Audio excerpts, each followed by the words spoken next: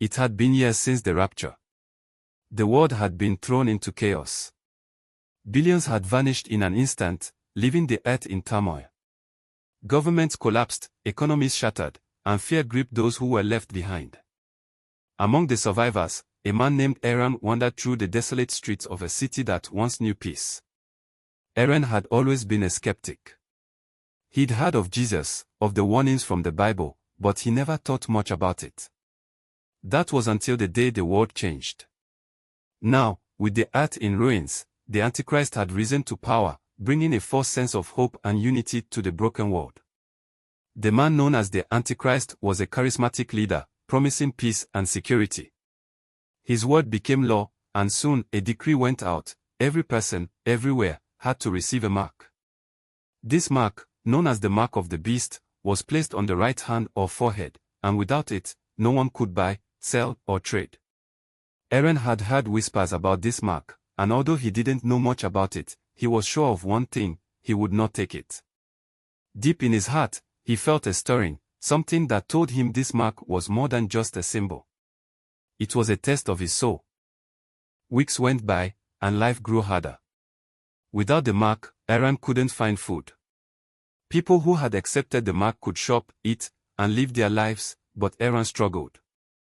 He had to hide, moving from place to place, always avoiding the Antichrist soldiers who patrolled the streets. He met others like him, those who refused to take the mark. One day, as Aaron wandered through the shadows of a ruined city, he was caught. A soldier spotted him, his face cold and merciless. "You must take the mark," the soldier ordered. "It's the only way to survive." Aaron's heart raced, but his resolve remained. "I will not," he said, his voice shaking, but firm.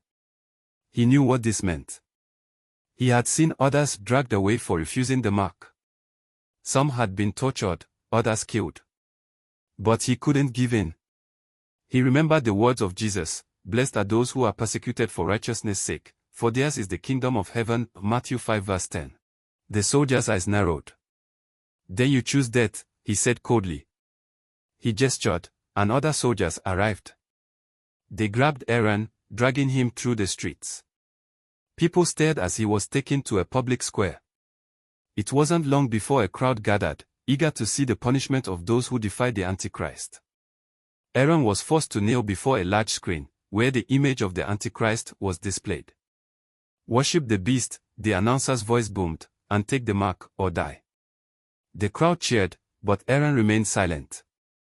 His mind drifted to the Bible, to the warning in Revelation: "If anyone worships the beast and his image, and receives his mark on his forehead or on his hand, he himself shall also drink of the wine of the wrath of God." Revelation 14 verses 9 to 10. He knew what taking the mark meant: eternal separation from God. The soldiers beat him, trying to force him into submission, but Aaron wouldn't break. He thought of his family, of the friends he had lost in the rapture, and of the promise that awaited him in heaven. "I will not bow to this evil," he whispered. His refusal to worship the beast was his final act of defiance. The soldiers, frustrated by his unyielding faith, dragged him away. They had no mercy. Aaron was beheaded in front of the crowd, a martyr for his faith. But this was not the end. For as his body fell lifeless to the ground, something miraculous happened. The heavens seemed to open, and the voice of God echoed through the sky: "Blessed are the dead who die in the Lord from now on. Yes, says the Spirit, that they may rest from their labors, and their works follow them." Revelation 14 verse 13. In that moment, Aaron's soul was taken to be with Jesus.